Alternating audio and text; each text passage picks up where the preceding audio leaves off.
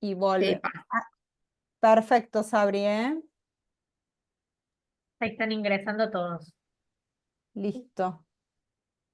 ¿Te dejo compartida? Sí, déjalo así, como está, y así nosotros estamos admisionando a nuestros alumnos.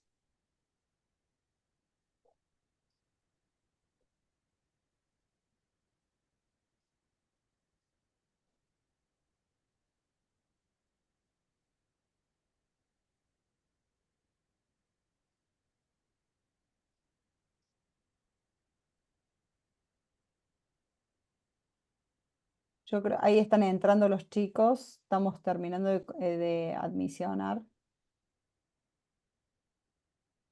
de admitir, perdón.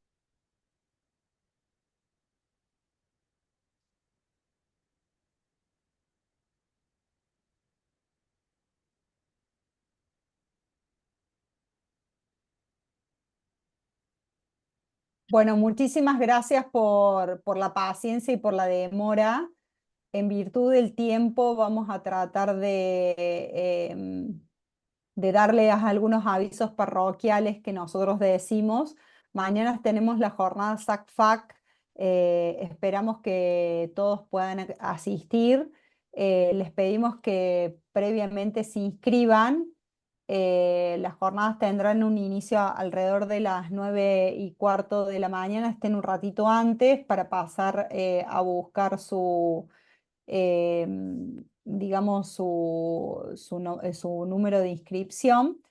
Eso es para todos. Y vamos a comenzar con la clase del trianual. Hoy vamos a hablar de endocarditis infecciosa, para lo cual tenemos el enorme placer que nos acompañe la doctora Sabrina Penco. La doctora Sabrina Penco es médica infectóloga, es la presidenta de la Sociedad de Infectología de Córdoba y además trabaja en la Secretaría de Seguridad del Paciente. El módulo de hoy tiene dos partes. Lamentablemente el doctor Córdoba está enfermo, está imposibilitado de de darnos la clase, pero esta clase va a quedar grabada y va a estar en la página de SAC para que ustedes la puedan visualizar. Nosotros a todos le vamos a avisar cuándo está, esa va a ser la tarea del hogar que se van a llevar.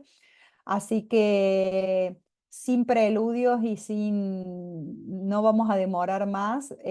Con ustedes la doctora Penco. Sabrina, muchísimas gracias y esperamos tu pronta recuperación. Bueno, muchas gracias, perdón por el cambio de modalidad, pero bueno, también estoy con COVID en esta época, pero bueno, la idea era no suspender la clase porque ya estábamos comprometidos. Gracias por la invitación. Bueno, lo que vamos a hablar hoy es de endocarditis infecciosa. Yo me basé en dos o tres artículos para hacer esta actualización. Una es la Guía Europea de Endocarditis Infecciosa que se fue publicada el año pasado, en el 2023, y concomitantemente el año pasado también se hicieron una modificación de los criterios clínicos de Duke para el diagnóstico. Y después dos o tres reportes de grupos de trabajo de endocarditis, de los cuales uno es de acá, de Argentina. Encontré dos cosas muy lindas acá de la Argentina.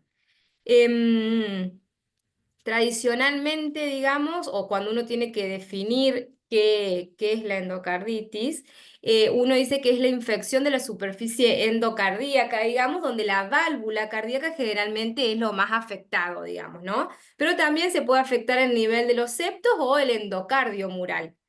Tradicionalmente, la cardiopatía reumática era el principal factor de riesgo que tenían estos pacientes, pero en la actualidad el contacto frecuente con el sistema sanitario y no tanto en nuestro país, pero sí en los países más desarrollados, el consumo de drogas endovenosas es un factor de riesgo que cada vez está más en aumento. Para el año 2019, la incidencia de casos de endocarditis a nivel mundial era de alrededor de 14 casos cada 100.000 habitantes al año. Y lo característico de esta patología, que a pesar de muchos avances en lo que es el diagnóstico y un poco en tratamiento, la mortalidad hospitalaria permanece sin cambio en las últimas 2 décadas y puede llegar en algunos pacientes hasta el 30%, incluso un poquito más en los pacientes con endocarditis por válvula protésica. La clasificación clásica de la endocarditis em, de válvula nativa, digamos, es en aguda, aquella que se desarrolla dentro del contexto de 2 semanas, que generalmente las que son agudas tienen una evolución fulminante en algunos casos, la subaguda es hasta 5 semanas y la crónica es más de 3 meses. Dijimos que otra clasificación, digamos, dentro de los endocarditis son las endocarditis de válvula protésica, donde es la forma más grave de endocarditis y se produce hasta en el 30% o representa, digamos, hasta el 30% de los casos de endocarditis infecciosa. La padece entre el 1 al 6% de los pacientes que tienen válvulas protésicas y es más frecuente sobre bioprótesis que sobre prótesis mecánica.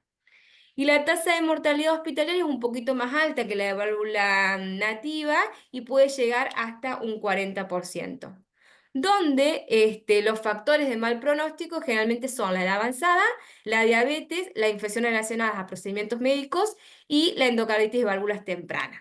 Se considera que la endocarditis es de válvula protésica temprana cuando tiene menos de 12 meses, desde el momento, se cuenta obviamente desde el momento de la cirugía, y la tardía cuando es pasado esos 12 meses.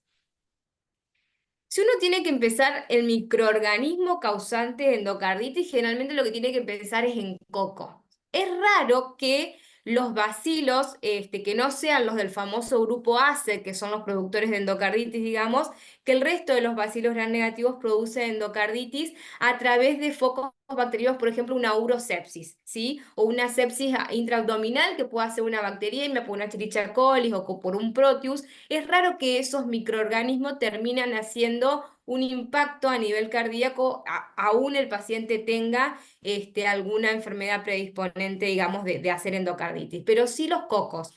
Por eso ustedes verán que generalmente los infectólogos, cuando el paciente hace una bacteriemia por algún coco, siempre pedimos, de hecho está como protocolizado, todas las bacteriemias por Staphylococcus aureus, independientemente uno tenga un foco conocido, por ejemplo una celulitis, pero el hemocultivo da positivo, siempre tiene que hacer el ecocardio porque el germen es muy agresivo y en aquellos pacientes que puedan tener algún riesgo cardíaco, es más posible que hagan un biofilms en la válvula afectada y a partir de ahí hagan las endocarditis.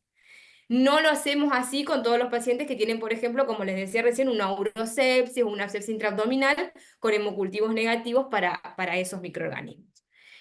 Entonces, el Staphylococcus aureus generalmente es lo que más se presenta, hasta en el 31% de los pacientes, y Staphylococcus aureus negativo, que sobre todo hay que pensarlo dentro del contexto de válvula protésica, y después todo lo que son los estreptococos asociados a lo que son la boca, digamos, el víridas y el bovis dentro de ellos. Y el enterococo era una causa poco frecuente de endocarditis previamente, pero que en los últimos años ha empezado a aumentar su incidencia. De hecho, ahí cuando hablemos de los criterios de Duke, es algo que se incorpora ahora como un germen típico de endocarditis dentro de esos criterios. La válvula más afectada siempre es la mitral, que se afecta hasta en el 45% de los pacientes, seguida de la aorta, de la válvula aórtica en el 36%. La combinación de las dos válvulas afectadas se puede producir hasta en un 35% de las pacientes, y lo que es válvula tricuspide y válvula pulmonar, la incidencia es mucho más baja.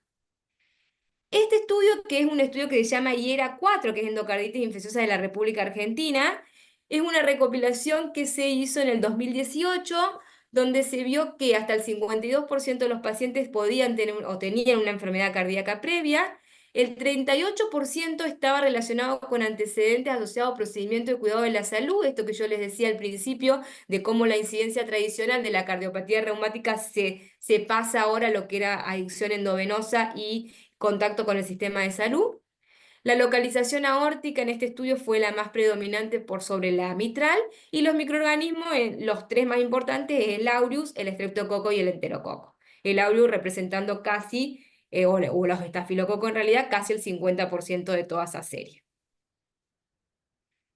¿Cuándo o cómo sería la presentación clínica de las endocarditis siempre hay que sospechar endocarditis en pacientes con sepsis o con fiebre de origen desconocido dentro de las principales causas de fiebre de origen desconocido o síndromes febriles prolongados por ahí? Nosotros los infectólogos siempre descartamos endocarditis, abscesos ocultos, digamos, y la tuberculosis en nuestro medio, que es una patología muy frecuente, digamos, que podría estar dentro de las causas, pero la endocarditis siempre la tenemos presente, o sea que dentro de, aparte de lo que es todo análisis comunes, serologías, hemocultivos, el ecocardio transtorácico inicialmente siempre lo pedimos. Entonces, pacientes con un cuadro de sepsis o fiebre de origen desconocido y factores de riesgo, o fiebre y hemocultivos positivos en ausencia de otro foco y factores de riesgo también hay que pensarlos. Los factores de riesgo están divididos en cardíacos y no cardíacos.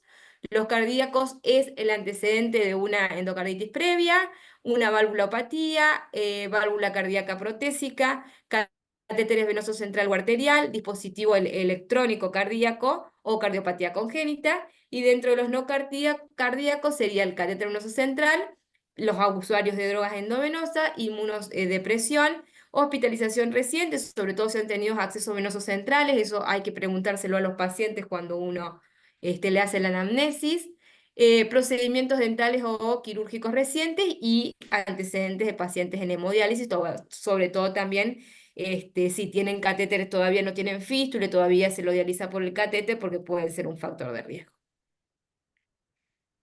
Dentro de la presentación clínica, el cuadro clínico se debe como a 4 posibles causas, digamos, el proceso infeccioso en sí de la válvula, que esto incluye todo lo que son complicaciones intracardíacas locales, la embolización, ya sea séptica o aséptica, la bacteriemia constante con focos metastásicos de infección y los inmunocomplejos circulantes o otros factores inmunopatogénicos.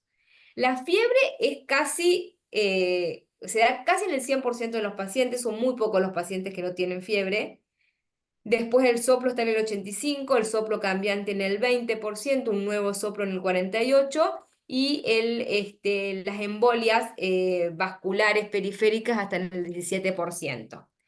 Y en este estudio, que es un estudio también parecido a este de argentino, pero que recupera de varios centros de Europa, el Euroendo, la fiebre estuvo en el 77%, el soplo en el 64%, la insuficiencia cardíaca congestiva en el 27%, la embolia en el 25% y las anomalías de la conducción cardíaca en el 17%. Generalmente las anomalías de la conducción se dan cuando se forman abscesos alrededor de la válvula, entonces a medida que el absceso se vaya agrandando, eso puede empezar a hacer bloqueos, digamos, o alteraciones en la conducción, donde los bloqueos AB generalmente son los más frecuentes que uno empieza a ver en los pacientes. En este estudio argentino también ellos vieron que la fiebre estaba en el 88% y ellos ahí dividieron el cuadro clínico por ciento, una sepsis severa en el 16%, el shock séptico en el 11% y el fallo cardíaco en el 27%.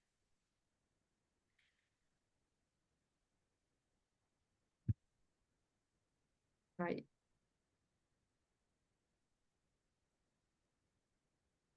se trabó. ¿Se trabó? ¿Querés volver a salir, o sea, dejar de compartir y volver a compartir?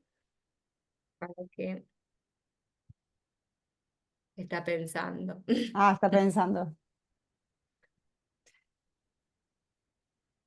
Bueno, fíjense que, por ejemplo, acá el embolismo dice 30%, las lesiones periféricas y la esplenomegalia, que en algún momento se consideraba como también bien característica, y ya lo vamos a ver cuando lo veamos en las clínicas, solamente la presentaba el 10% de los pacientes. Entonces, dentro de las presentaciones clínicas, los fenómenos inmunológicos serían las hemorragias en astilla, que son las hemorragias que aparecen por debajo del lecho unguial, las lesiones de Hanoway y los nódulos de Osler. Uy, No hay drama, se cerró. error. Bueno. Lo abrimos de nuevo. Yo siempre Pero tengo no la sé por qué se... sensación con esta enfermedad que creo que siempre le vamos por atrás. Creo que ahora siempre, o sea, fiebre, viste que iba a decir fiebre de origen desconocido o fiebre de síndrome febril prolongado. Por ahí los pacientes no, como son cuadros subclínicos, la mayoría siempre tienen 37,7, 38 y no admiten que vienen con estos cuadros de entonces muchas veces encontramos grandes vegetaciones o abscesos o pseudoneurisma, que lo vamos a ver después.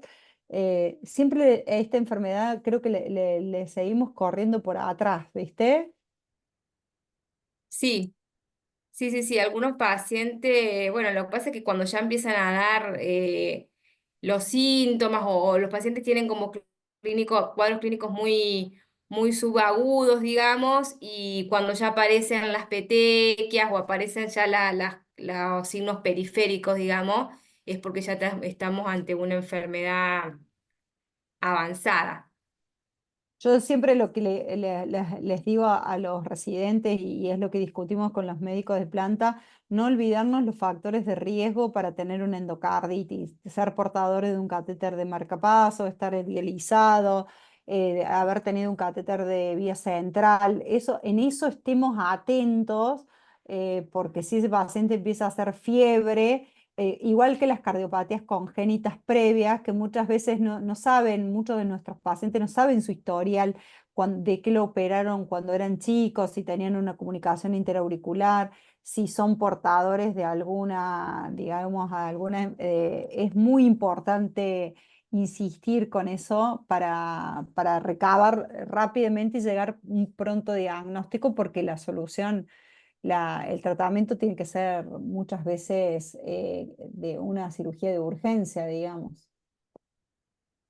Sí, sí, hay que preguntarle a los pacientes, hay que hacerle bien la anamnesis porque ahí uno recaba muchos datos, que es algo que por ahí se pierde, ¿no? Ahora con todo esto de los métodos de diagnósticos que tenemos, enseguida quieren pedirle los estudios por imágenes, la TAC, el PET o lo que sea, digamos, y por ahí sentarse a hablar con el paciente y la anamnesis y todos los antecedentes, esto que vos estás comentando es como re importante también a la hora de los diagnósticos diferenciales, ¿no?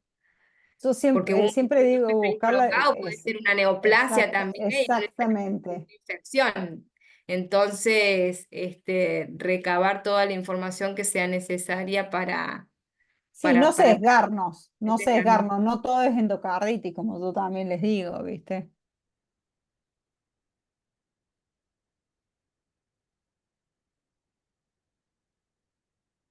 Parece mentira que esto anda hoy con una lentitud.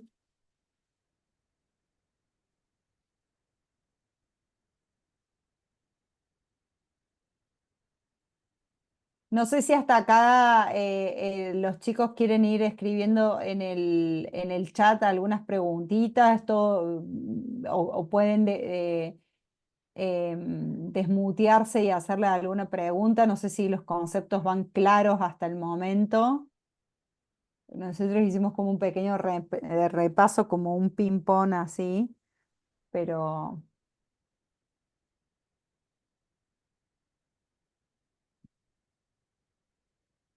Ahí seguimos con se los ve. estigmas. Entonces estábamos en las lesiones. En los fenómenos inmunológicos. Las lesiones de Hanaway generalmente son máculas eritematosas que no son dolorosas y que aparecen en las palmas de las manos y en las plantas.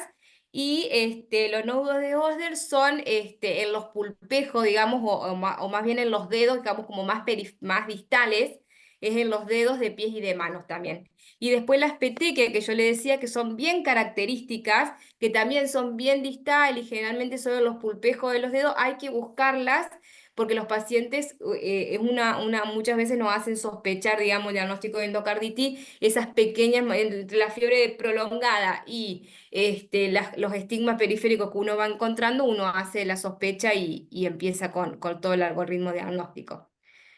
A nivel pulmonar puede haber edema pulmonar asociado también con una insuficiencia cardíaca, ¿no? por la misma lesión valvular o por la misma endocarditis, e infiltrados pulmonares por embolismo a partir de la endocarditis. A nivel renal puede haber abscesos, la glomerulonefritis, que incluso puede ser por inmunocomplejo, que pueden llevar a una insuficiencia renal. Infarto o embolismo a nivel renal con hipertensión y hematuria. A nivel cerebral, el absceso cerebral, que ya vamos a ver que la complicación neurológica es bastante frecuente en los pacientes con endocarditis. Puede haber aneurisma micóticos, infartos arteriales, hemorragia subarachnoidea, cerebritis o meningitis. En el ojo, que es bien también cuando uno sospecha endocarditis, lo que tiene que hacer es un fondo de ojo para ver las famosas manchas de Roth, que son hemorragias retinianas con centro pálido. A nivel cardíaco, obviamente, un nuevo soplo, un empeoramiento, un soplo previo o arritmias, que las arritmias son como manifestaciones de una miocarditis, digamos, por la inflamación y la estimulación miocárdica que tenemos en ese momento. Y la esplenomegalia, que yo les decía antes, que se asociaba o se consideraba como un signo característico dentro de lo cual se mencionaba como una triada de la fiebre, el soplo y la esplenomegalia como una sospecha de endocarditis, pero que en la actualidad se presenta en el menos del 30% de los pacientes. Con respecto al diagnóstico mediante laboratorio, digamos, en realidad el laboratorio es bastante inespecífico y a uno lo puede guiar solamente para ver si el paciente cumple con criterios de sepsis o no. Entonces, bueno, el paciente puede tener leucocitosis, puede tener anemia relacionada con la destrucción de los glóbulos blancos, sobre todo si tienen válvulas protésicas. Y el uso de los biomarcadores, que es la procalcitonina, digamos, o la PCR, que se ha adquirido como o intentado usar en varias enfermedades como para hacer diagnóstico, en realidad no tiene especificidad para diagnosticar endocarditis, y la utilidad sería estratificar el estado inicial de riesgo, más que nada asociado a la sepsis, y monitorear la respuesta al tratamiento antibiótico, porque sí te puede servir como vos tenés que hacer como una curva de Proca, como para ver si hay un descenso asociado a la progresión de los días de tratamiento antibiótico. Dentro de lo que sí son los métodos de diagnóstico, el hemocultivo sigue siendo la piedra angular para el diagnóstico y sigue estando dentro de los criterios mayores. Serían 3 muestras las que hay que tomar con un intervalo de 30 minutos. Esto es algo que se modifica en los criterios de Duke nuevo, porque los anteriores era un intervalo de 60 minutos para tomar los hemocultivos, ahora se acorta a 30. Esto es un poco porque la endocarditis es una de las únicas infecciones que vos tenés bacteriemia persistente. ¿Sí? Hay muchas enfermedades, sobre todo cuando tenés por ejemplo, abscesos, ocultos, intraabdominales y demás, que por ahí las bacteriemias son transitorias, pero la endocarditis, a estar comprometido el árbol endovascular, digamos, la bacteriemia es persistente. Entonces, con el objetivo de iniciar rápidamente el tratamiento antibiótico, se acorta el tiempo de toma de hemocultivos a 30 minutos, y siempre lo ideal es que sean 3 muestras, que serían en realidad 2 frascos, uno para aerobio y otro para anaerobio, y que y cada frasco lleve 10 mililitros de sangre. Esto es para aumentar el rendimiento del hemocultivo, porque el frasco de hemocultivo tiene 10 mililitros de medio de cultivo, digamos. Entonces yo tengo que poner, al ponerle partes iguales de sangre, aumento el rendimiento. Y yo le pongo 2 mililitros, posiblemente el rendimiento sea bajo. Y que los sitios de venopunción sean diferentes, porque si yo tengo una mala técnica de toma de hemocultivo y pincho una sola vez y quiero sacar los 30 mililitros, posiblemente si contamino la muestra me van a dar los 3 hemocultivos positivos, pero porque hay una contaminación de la muestra y no porque el paciente tenga una endocarditis. Entonces, todas esas cosas son las que hay que tener en cuenta a la hora de tomar los hemocultivos. Y el examen patológico, obviamente, del tejido resecado o de los fragmentos embólicos, en el caso que se tomen biopsias, también sirven para hacer referencia al diagnóstico. Después tenemos todo otro grupo de endocarditis, que son los que se llaman las endocarditis con hemocultivos negativos.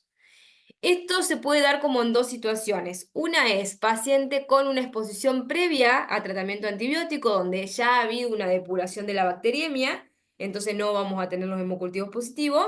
Y después tenemos una serie de hongos o bacterias que son de difícil crecimiento, y donde a ese tipo de microorganismos lo vamos a diagnosticar por otros medios que serían las serologías o las PCR, que es otra de las cosas que se incluye como nuevo en los criterios de Duke, la metodología de PCR el diagnóstico como criterio mayor dentro de los diagnósticos de endocarditis, que ahí ya lo vamos a ver cuando veamos los diagnósticos. Siempre, como decíamos, hacer diagnóstico diferencial con enfermedades autoinmunes, o sea que hay que pedir dentro de los métodos de laboratorio anticuerpos antinucleares o antifosfolipídicos como la anticardiolipina y la beta-2 glicoproteína 1, y las neoplasias como otro diagnóstico diferencial, sobre todo por lo que decíamos, pueden presentarse así, con decaimiento, con un síndrome como consuntivo, digamos, el paciente puede estar febril, entonces hay que descartarlo en todos esos pacientes. Esto es un algoritmo que es de la guía esta, europea. Uno sospecha endocarditis, lo primero que hace es el hemocultivo. Si el hemocultivo da positivo, uno lo que debería es tratar de hacer una rápida identificación del microorganismo para tener el antibiograma y empezar un tratamiento antibiótico dirigido. Generalmente uno pone un tratamiento empírico, digamos, pero cuanto más rápido uno empiece el tratamiento dirigido, obviamente que es mejor para el paciente. Entonces la técnica de Malditov es una técnica microbiológica de diagnóstico que hace el antibiograma directamente desde la colonia que crece en la placa del laboratorio. No es que pues, generalmente uno cuando hace el procesamiento en el laboratorio, uno crece el hemocultivo, hace el extendido para que crezca la colonia y después desde la colonia tiene que hacer el antibiograma manualmente, digamos, pero todo eso retrasa cuando queda acordar ya van 4 días. El maldito, o sea, vos el hemocultivo salta hoy, la colonia la tenés mañana y en media hora tenés el antibiograma. Perfecto. Si el hemocultivo es negativo, ¿sí? Uno podría repetir el hemocultivo, ¿sí? Hacer un diagnóstico, en el caso que no tenga el Mazdutov, una metodología tradicional, digamos, para llegar al diagnóstico. Si el hemocultivo es negativo y uno tiene sospecha de endocarditis de hemocultivos negativo, va a ir para todo lo que es serología y PCR de esos microorganismos. Em, y si no tenemos nada de todo esto, hay que hacer los diagnósticos diferenciales, como decíamos recién, con enfermedades autoinmunes o con neoplasias. El ecocardiograma sigue siendo la técnica de imagen de primera línea para el diagnóstico y aparte permite evaluar el daño funcional y estructural del corazón, digamos. Lo que se hace generalmente es inicialmente un tras torácico, que si el tras torácico tiene buena ventana y tiene una buena imagen, no sería necesario pasar a un tras exofágico. Con cualquiera de las dos nosotros hacemos el diagnóstico de endocarditis, podemos ver o evaluar las complicaciones locales. Es muy bueno para medir el tamaño de la vegetación. Se pueden ver las complicaciones perivalvulares, la fístula intracardíaca y la perforación de las valvas también son de las cosas que mejor se ven, digamos, con el ecocardiograma. El TRAN torácico tiene baja sensibilidad, pero tiene buena especificidad. El tren esofágico permite diagnosticar complicaciones perivalvulares. Es mejor para ver vegetaciones pequeñas. Siempre hay que pedirlo en endocarditis por válvula protésica y en vegetaciones asociadas a dispositivos eléctricos. Y siempre se recomienda el esofágico en el caso de que el transtorácico no sea concluyente y que uno tenga alta sospecha que estamos ante una endocarditis, ¿sí? Pero inicialmente siempre empezamos con el tracto torácico porque uno gasta menos recursos y tranquilamente con eso ya puede hacerse el diagnóstico. Excepto, como dije, en la de válvula protésica que sí o sí va el transesofágico. 50% de posibilidad con un trasto torácico de ver una vegetación. Entonces, o sea, puede quedar por eso siempre se complementa con el ET. Con el ET, claro. Bueno, la tomografía también, que ahora incluso está incorporada la tomografía cardíaca dentro de los criterios mayores, digamos, nos permite hacer el diagnóstico de endocarditis y de las complicaciones cardíacas. Es más precisa para diagnosticar complicaciones perivalvulares y protésicas y realizarla en endocarditis válvula nativa o protésica cuando el ET no es concluyente o no es factible hacer un ET. Por ahí es más fácil en algunos centros hacer una tomografía cardíaca que hacer un ET. TAC de cuerpo entero o TAC cerebral, esto es para ver lesiones a distancia, digamos, asociadas a los émbolos y es parte de los criterios menores para el diagnóstico. La angio-TAC permite ver aneurismas arteriales micóticos. Se debe realizar una TAC cardíaca perioperatoria para evaluar el grado de enfermedad coronaria y cuando uno, o un diagnóstico alternativo, digamos, uno podría pedir un PET-TAC, que ya vamos a hablar un poquito de eso. La resonancia magnética, dijimos que las complicaciones neurológicas son una de las más frecuentes dentro de los pacientes con endocarditis. Las lesiones en el sistema nervioso central aparecen entre el 60 y el 80% de los pacientes y las lesiones isquémicas son las más frecuentes, que son entre el 50 y el 80%. Los abscesos o los aneurismas micóticos en realidad se dan en menos del 10%, pero bueno, también entra dentro de los criterios menores de diagnóstico. Y la resonancia de columna vertebral es como para ver que no haya una espondilodicitis, y todo esto asociado a la embolia, digamos, de la vegetación hacia órganos distales.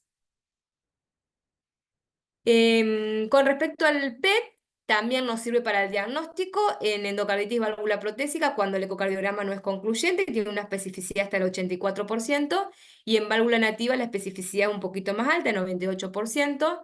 También se puede pedir de cuerpo entero para lo mismo que el ataque y la resonancia, ver lesiones distales, aneurismas micóticos o puerta de entrada de la endocarditis. Y sí, es como de elección en aquellos pacientes que tienen indicación quirúrgica, pero que no pueden realizarse la cirugía, hacer un PET como monitoreo de la respuesta al tratamiento, como para ver que no haya impactos nuevos, y que el tratamiento realmente está siendo efectivo. Entonces, los criterios de Duke, estos criterios se publican por primera vez en el 94, tienen una primera modificación, que de hecho se llamaban criterios de Duke modificados en el 2000, y el año pasado se hace esta nueva actualización que incorpora algunas cosas dentro de los criterios mayores y menores para el diagnóstico. ¿Qué es lo que cambia o qué es lo que incorpora? Una de las cosas es, hace una ampliación de los microorganismos típicos causantes de endocarditis e incluye microorganismos típicos causantes de endocarditis de prótesis, digamos, de válvula protésica. Entonces, dentro de lo que es la válvula nativa, bueno, el aureus, que dijimos que es uno de los más frecuentes, agrega el ludinensis y agrega el Enterococcus fecalis como un germen causal típico. Después mantiene todos los estreptococos, excepto el piógenes y el neumococo. Y después los famosos, el famoso grupo Acer, digamos, eso se mantiene como germen típico. Y dentro de lo que es de material protésico, en los estafilocoagulasa negativo, Corynebacterium, serrati, pseudomonas. Esto es el Cutibacterium, es lo que llamaba Antipropiobacterium acne, que son todos como gérmenes de la piel y de la boca poco agresivos, digamos, y dentro de lo que es material cardíaco, o antecedente de material protésico en realidad cardíaco, acá agrega micobacterias no tuberculosas y cándida dentro de lo que serían los hongos, como posibles causales. Bueno, agrega la IFI, la inmunofluorescencia indirecta, que sería la parte de la serología, digamos, que hablábamos de la Coxiela y de los otros microorganismos que se diagnostican mediante ese método y de las PCR. En las imágenes agrega el PET y la TAC cardíaca, agrega que el diagnóstico intraoperatorio, digamos, en la visualización directa del cirujano cardíaco de la lesión cuando está haciendo la cirugía, y dentro de los factores de riesgo predisponentes adicionan los implantes de válvula transcatéter, dispositivos electrónicos cardíacos endovasculares y la endocarditis previa que no estaba incluida como criterio de diagnóstico. Acá se suprime, bueno, esto que ya les decía, lo del tiempo de la toma de hemocultivo, que antes era 3 en 60 minutos, lo pasaron a 30 minutos por esto de la bacteriemia persistente y con el objetivo de empezar rápidamente el tratamiento antibiótico cuando uno sospecha la endocarditis. Y el ecocardiograma en realidad no se cambia, pero sigue siendo el gol estándar para el diagnóstico. Entonces, dentro de lo que es hemocultivo o criterios mayores en realidad, uno tiene por un lado los hemocultivos positivos, que estos son los microorganismos típicos aislados en dos o más series de hemocultivos, o microorganismos como atípicos, digamos, que son en tres o más series de hemocultivos. Los test de laboratorios, que ahí tenemos la PCR para Coxiella, Batornella, y la serología, también IgM y IgG para Bartonella sobre todo, como dentro de los criterios diagnósticos. Antes estaba solamente en los hasta el 2000 estaba solo la Coxiela como metodología diagnóstica mediante serología. Dentro de las imágenes, bueno, aparte del ecocardiograma, agrega la TAC cardíaca, donde se va a mostrar la vegetación, la perforación valvular, el aneurisma valvular, absceso, pseudoaneurisma o la fístula intracardíaca. Un nuevo soplo de regurgitación, ¿sí? Y también una nueva o parcial descisencia de la válvula protésica. Agrega también acá el PET como otra metodología o dentro de los criterios mayores, perdón, como otra metodología diagnóstica. Y esto que les decía yo de que la cirugía, digamos, intracardíaca tiene relevancia con solo la inspección durante el procedimiento quirúrgico. Y los criterios menores se dividen en todos estos grupos. El A es lo que es la predisposición, que ahí agregábamos, dijimos, la historia de endocarditis previa, pacientes con prótesis valvulares, cardiopatías congénitas, que tengan una regurgitación o una estenosis por alguna otra etiología, los dispositivos intracardíacos, miocardiopatía hipertrófica obstructiva y el uso de drogas endovenosas. La fiebre de más de 38 grados, todos los que son los fenómenos embólicos, que es todo lo que veníamos hablando, ¿sí? Ya sea infartos pulmonares, acá agrega también el absceso cerebral y esplénico dentro de los criterios. Los fenómenos inmunológicos, que son los nódulos de Rosler, la mancha de Roth y la glomerulonefritis por inmunocomplejo. Y el criterio E son evidencia microbiológica, que serían hemocultivos positivos que no cumplen los criterios de hemocultivos de criterio mayor, digamos, de microbiológico. Y la técnica de imágenes es un PET que no sería del todo concluyente, y dentro de los criterios de examen físico sería una nueva regurgitación también identificada mediante la auscultación y con una ecocardiografía, digamos, que no es del todo variable. Entonces, por los criterios clínicos, uno puede definir a la endocarditis como definitiva, posible o descartada. Va a ser definitiva cuando tiene 2 criterios mayores, o 1 mayor y 3 menores, o 5 menores.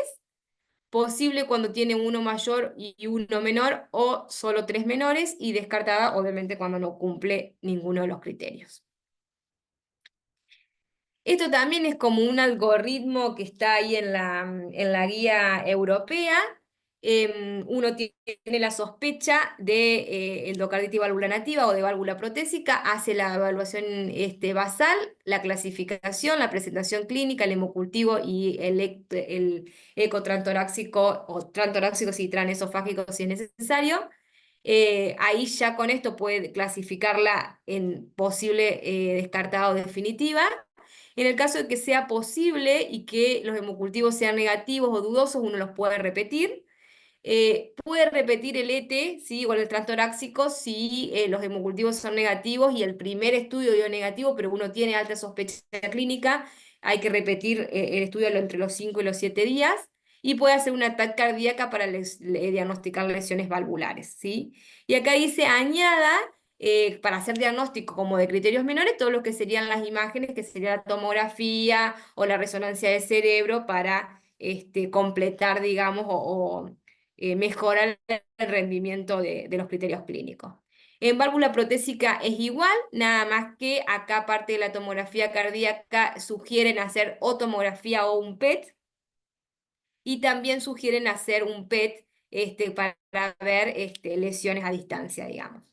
Una vez que uno diagnosticó, o sea, tenía la sospecha, completó, digamos, todos los estudios y tiene ya definida la endocarditis, ya sea de válvula nativa o de válvula protésica, si se sospechan complicaciones paravalvulares y el ET no es concluyente, debería hacer la tomografía.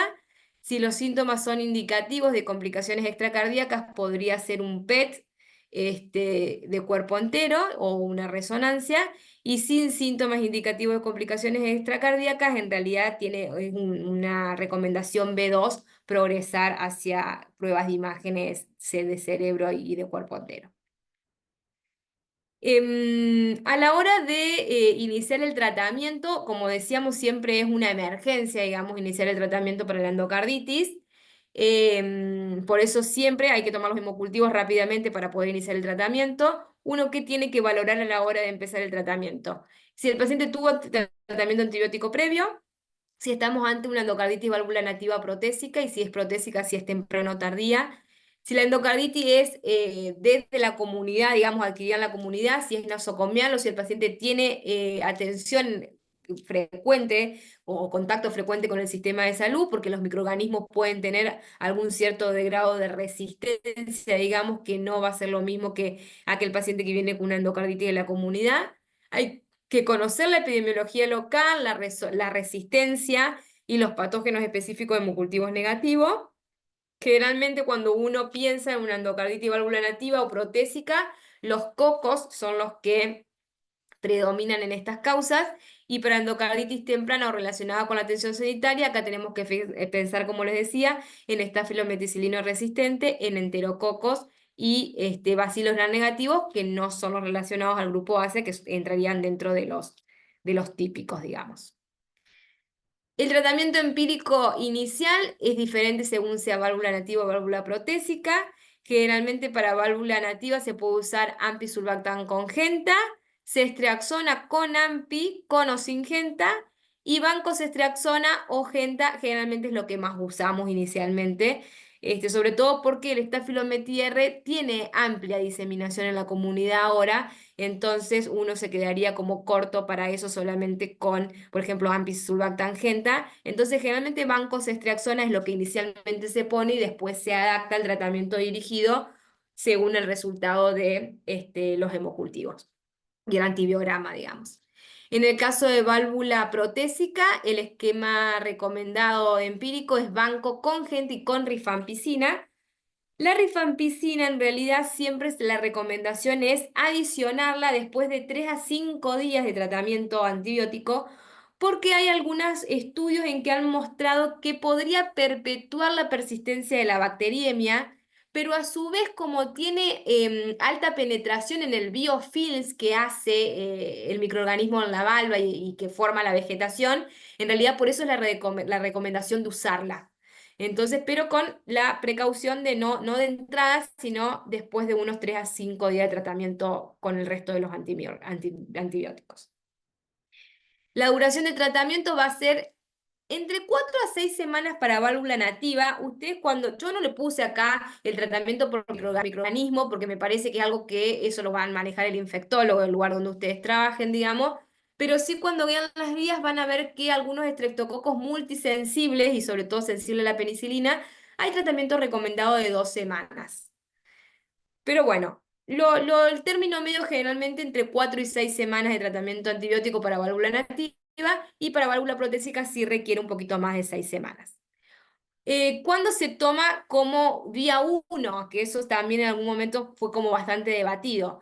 Se toma como día uno de tratamiento a partir del primer día de tratamiento antibiótico eficaz, que eso significa primer tanda de hemocultivos negativo, ¿sí? Obviamente en el paciente que tiene una endocarditis con hemocultivo positivo. Entonces, generalmente uno pone el tratamiento al paciente cada 72 horas. La primera vez que el hemocultivo le da negativo, ese es el día 1 de tratamiento. O sea, que si yo tengo 10 días de tratamiento antibiótico, esos 10 días no cuentan. ¿Sí? Y en el caso de que yo lo tenga que ponerme a hacer una cirugía en el paciente, si el cultivo de la cirugía es negativo, se cuenta como veníamos contando, digamos. Pero si el cultivo de la válvula da positivo, el día 1 es el día de la cirugía. Perfecto. Esto es como una novedad dentro de lo que es el tratamiento, fue como una novedad en lo que es el tratamiento de la endocarditis, que es una publicación 2019. Es un estudio donde ellos dividieron a los pacientes, incluyeron pacientes que tenían solamente endocarditis de válvula izquierda y que era producida por Staphylococcus, Streptococcus, Staphylocoagulasa negativos y en Coccus faecium, o fecalis, perdón. Y hicieron dos fases, digamos, de tratamiento. Una fase inicial que se llamaba fase crítica, donde se hacía al menos 10 días de tratamiento endovenoso, y después se pasaba a un régimen de tratamiento vía oral, digamos, que era la fase de continuación. Después de 10 días del tratamiento endovenoso y después de 7 días de la cirugía, se podría pensar en un tratamiento escalonado parenteral o oral en el caso que fuera posible, ¿sí? Para ello, o para pasarlos al tratamiento vía oral, aparte de esto de que tenía que ser endocarditis y válvula izquierda, por eso, solamente por estos microorganismos, el paciente tenía que estar estable y obviamente que el paciente tenía que tener una adecuada absorción gastrointestinal para que el antibiótico sea absorbido y tenga buena biodisponibilidad en sangre. Entonces, ellos hacían en la fase crítica el tratamiento antibiótico intravenoso con generalmente con antibióticos bactericidas. En el caso que esté indicada la cirugía, trataban de hacérsela en ese momento. Extracción de dispositivos intracardíacos en el caso de que estuvieran infectados y drenaje de abscesos.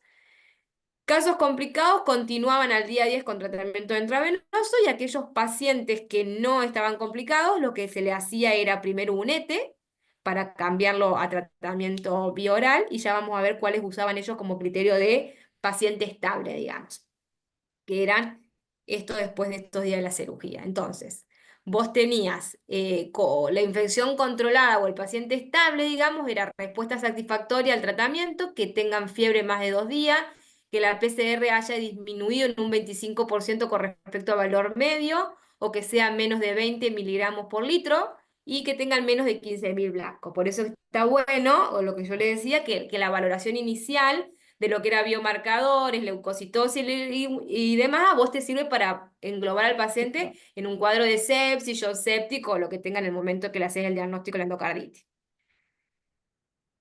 Tratamiento con antibióticos durante 10 días o más de 7 días después de la cirugía valvular.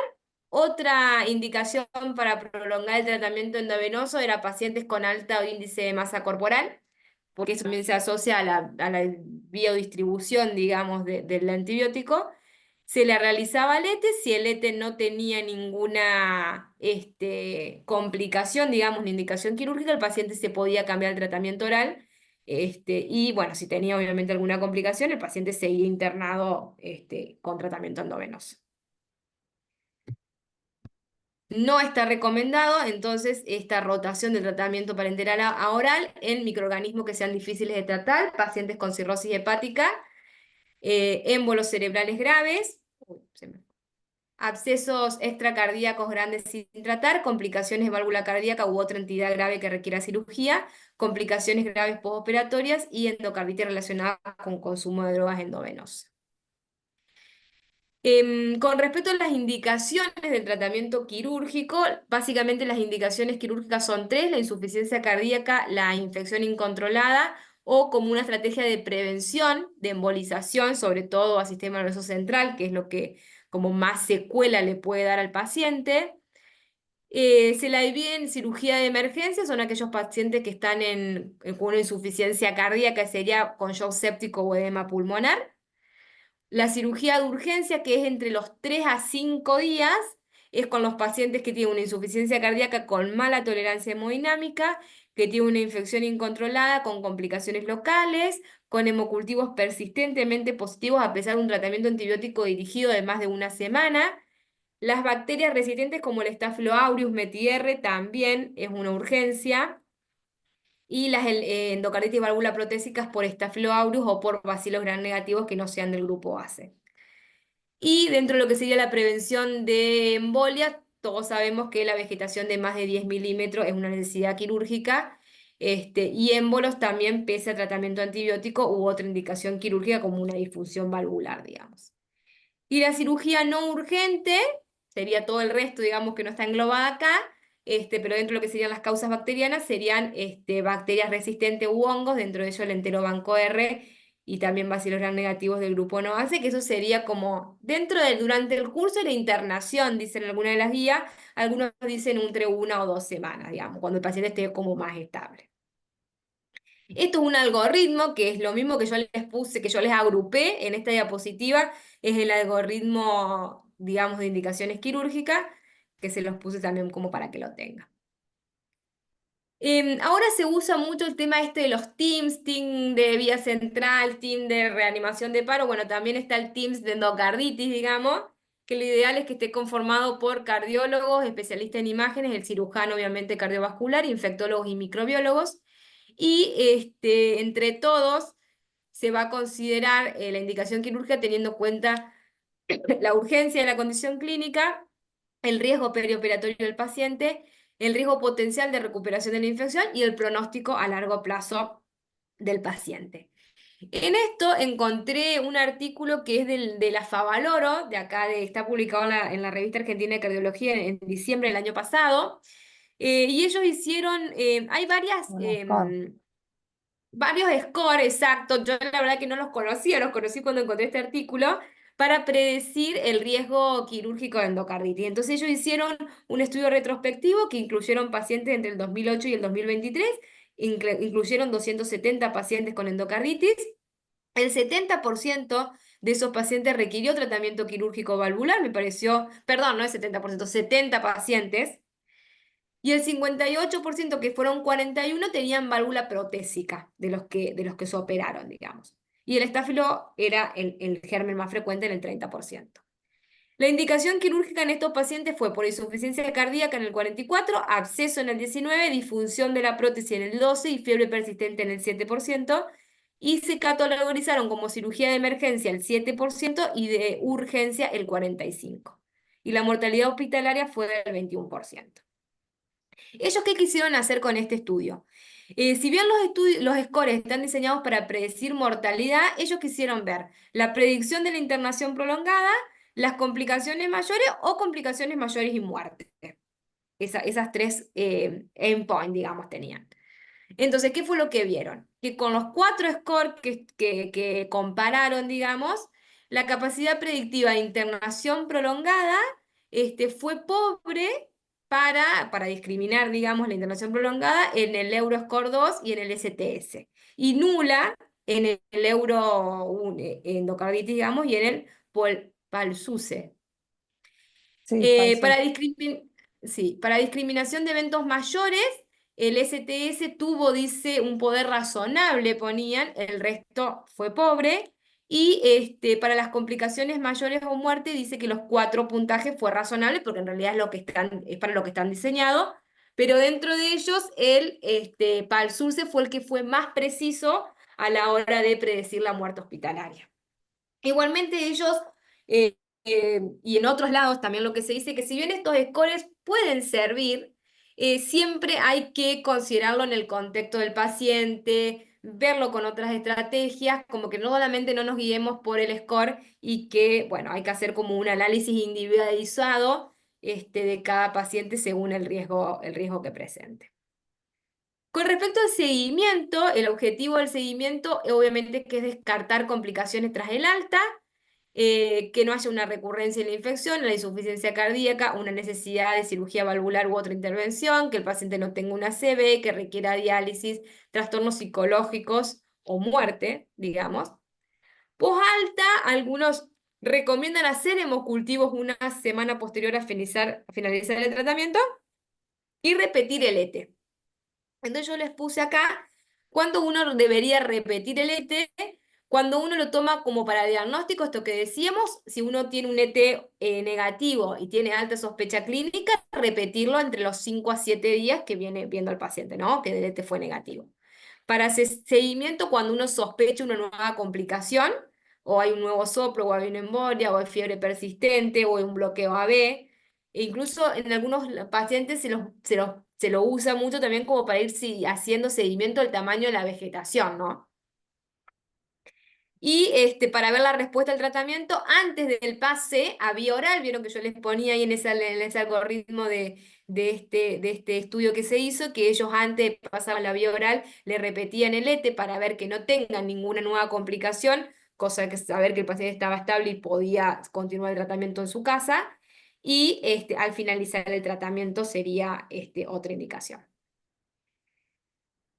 La recurrencia se divide en recidiva o reinfección, generalmente, que se presenta hasta en el 9% de los pacientes. La recidiva es el mismo microorganismo y generalmente representa un fracaso del tratamiento porque fue una duración inadecuada o una dosis insuficiente. Y la reinfección generalmente es causada por otro microorganismo y más de 6 meses de el episodio inicial, y generalmente la reinfección tiene peores resultados con el paciente. Los factores de riesgo que se asocian a un aumento de la tasa de recurrencia, bueno, tratamiento antibiótico inadecuado, ya sea que el fármaco no fue el correcto, la dosis o la duración, microorganismos resistentes, endocarditis infecciosa por Staphylococcus aureus y enterococo, una infección polimicrobiana en pacientes que usan drogas endovenosas, extensión perianular, endocarditis válvula protésica, fosco de infección metatásico persistente, resistencia a régimen antibiótico convencionales, cultivos valvulares positivos, porque estamos poniendo una válvula dentro de un lecho que posiblemente tenga alguna persistencia de microorganismo. Persistencia de la fiebre más de 7 días del postoperatorio, enfermedad renal crónica, especialmente en los que se dializan, conducta de riesgo con incapacidad de cumplir el tratamiento, inadecuada higiene oral. ¿Cuánto es el seguimiento? Pacientes con endocarditis por válvula nativa se los tiene que seguir hasta 12 meses del episodio, y en los pacientes que tienen válvula prosésica se los tiene que seguir hasta los 2 años del episodio. Y esto es lo último, lo que es la profilaxis de la endocarditis infecciosa. Esto que estamos tan acostumbrados a que cualquiera va al odontólogo y que se va con el Octamox para tomar antes de sacarse la muela. Solamente está recomendada la profilaxis antibiótica en pacientes que tienen alto riesgo de endocarditis. Esos son los pacientes que han tenido endocarditis previa, que tienen implante quirúrgico o transcatete de válvula protésica, cardiopatía congénita cianótica no tratada y dispositivos de apoyo ventricular. Entran dentro de lo que sería el riesgo intermedio la cardiopatía reumática, la valvulopatía degenerativa no reumática, anomalías valvulares congénitas, incluida la aorta bicúspide, los dispositivos electrónicos cardíacos implantables y la miocardiopatía hipertrófica, pero en este caso uno debería individualizarla según el paciente, no está recomendada de rutina. O sea que fíjense que en realidad la categoría de pacientes en los cuales la profilaxis antibiótica es necesaria es re baja. Y Baja. sin embargo, o sea, es el grupo de pacientes bien limitado, eso es lo que quise decir, y sin embargo uno va al odontólogo a sacarse la muela de juicio y termina con el Octamox sin ningún tipo de indicación, digamos. Inescrupuloso. Exacto, y así estamos con el problema de la multiresistencia. En esos pacientes se recomienda la profilaxis en procedimientos dentales de alto riesgo, ¿sí? Extracciones de dentales, cirugía oral que tengan que ver con la zona periodontal, implantes o biopsias orales, y procedimientos dentales con manipulación de la región gingival o periapical de diente. Y se puede considerar cuando se vaya a hacer algún procedimiento diagnóstico terapéutico del sistema respiratorio, gastrointestinal, cutáneo, musculoesquelético o genitourinario. Pero solamente la recomendación a uno es procedimientos dentales, digamos. ¿Qué usamos? Pacientes sin alergia a la penicilina, generalmente amoxi, ¿sí? Y con alergia a la penicilina se puede usar cefalexina, citrodoxi o ceftriaxona en el caso de que lo tenga que hacer endovenoso o intramuscular. No se Importante, repite, perdón, Sabri, no se repite después que se hizo el procedimiento, solamente es no, previo a... dosis Perfecto. única 30-60 minutos antes del procedimiento. Previo. No, no, sé. Perfecto. Sí, perdón, no había dicho eso lo del tiempo, pero no, no hay una indicación de repetirlo. Importante educar al paciente, ¿sí? De las medidas de prevención y educación, mantener una buena higiene dental, que use hilo dental, digamos, que se cepille los dientes al menos 2 veces al día, que vaya al dentista a revisiones regulares. Los que han tenido antecedentes de endocarditis tienen que ir por lo menos 2 veces al año. Mantener una buena higiene cutánea, porque puede ser una puerta de entrada, sobre todo del estáfilo. Minimizar el riesgo de lesiones. En el caso de lesión, vigile que no haya signos de infección, evite los tatuajes y los piercings, sobre todo los pacientes que tengan factores de riesgo. Preste atención a las infecciones, si tiene fiebre, contacte a su médico, digamos, y no se automedique, digamos, con antibióticos. Esas serían como las recomendaciones más importantes. El pronóstico de los pacientes con endocarditis, la supervivencia es hasta del 85-90% al año y del 70 al 80% a los 5 años. La verdad que la supervivencia es buena, a pesar de que al principio decíamos que en las últimas 2 décadas la mortalidad no ha cambiado. Los pacientes tienen una buena expectativa, digamos, de vida por la endocarditis. Los predictores de mortalidad a largo plazo son obviamente edad avanzada, comorbilidades, la adicción a drogas parenterales, infección de 2 válvulas, recurrencia de la endocarditis y la insuficiencia cardíaca. El estudio de acá de Argentina, la mortalidad hospitalaria global fue del 25% y en los pacientes que requirieron cirugía fue del 22%. Y en el análisis multivariado se vio que los predictores de mortalidad fueron la edad también avanzada, como decíamos acá, el antecedente de la insuficiencia renal, la afectación de la válvula mitral y la presencia de insuficiencia cardíaca. Y eso es todo. Bueno, yo creo que fue espectacular la clase, muy, pero muy, muy, muy, muy clara.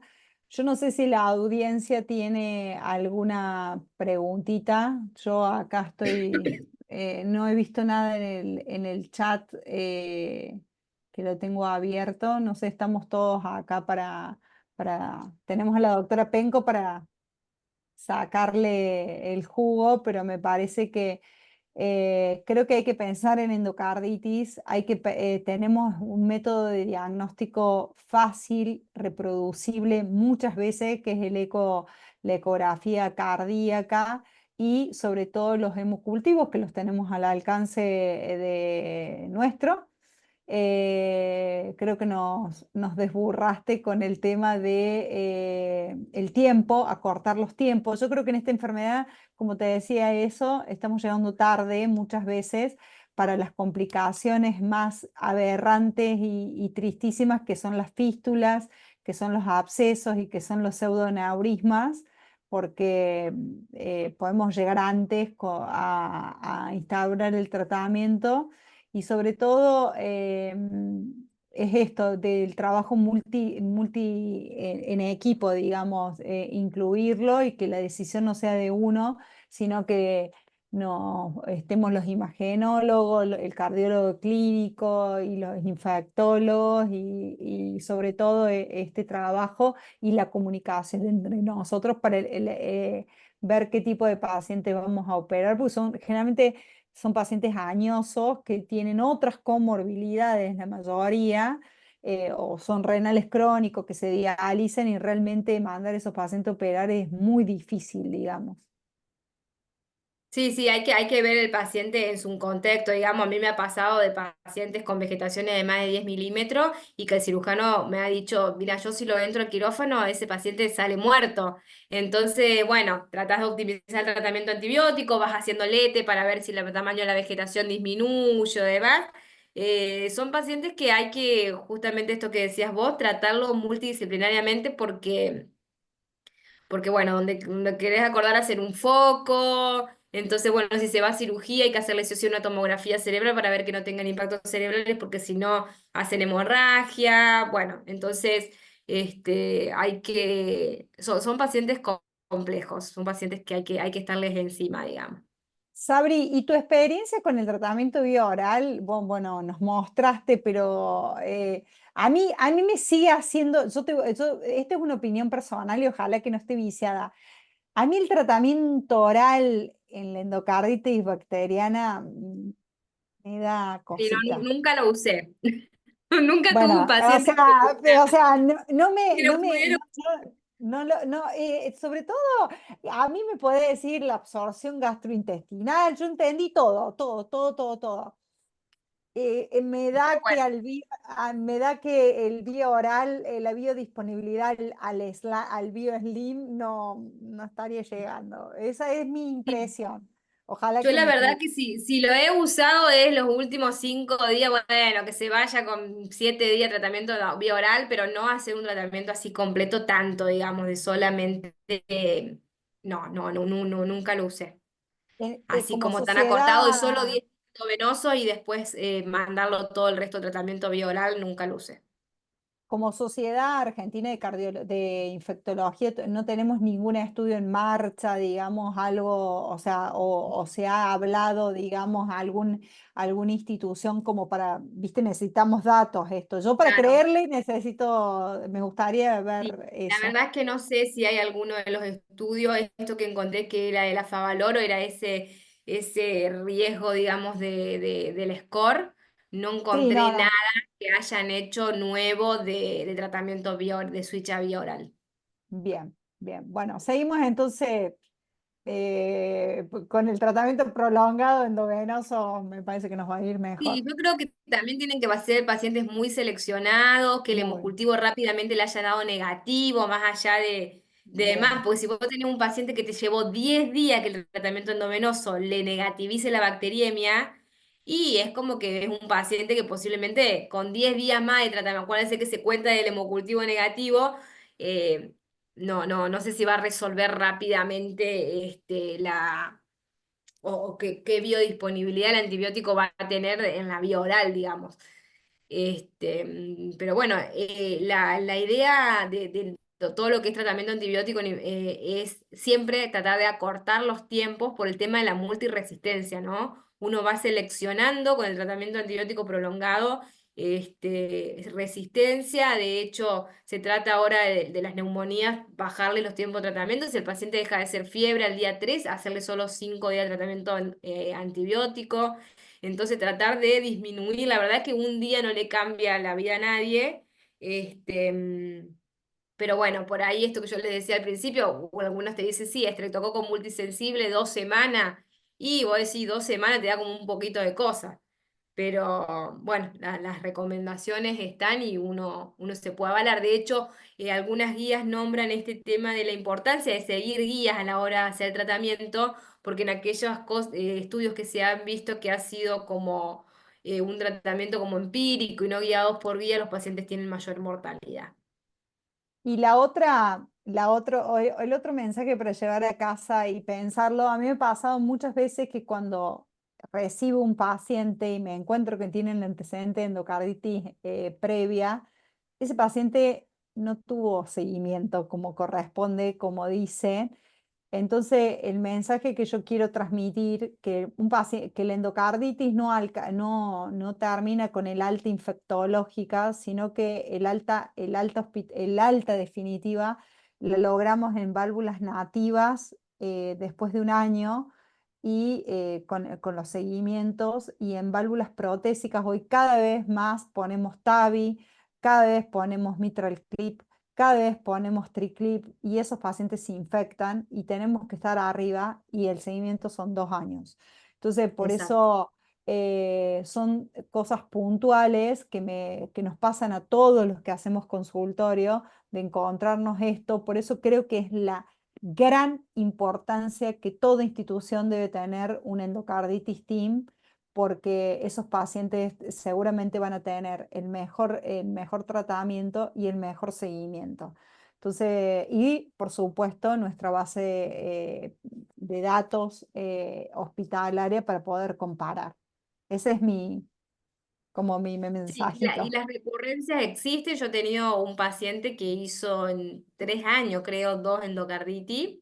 Entonces son pacientes que hay que seguirlos porque si bien el porcentaje es bajo, hay pacientes que recurren.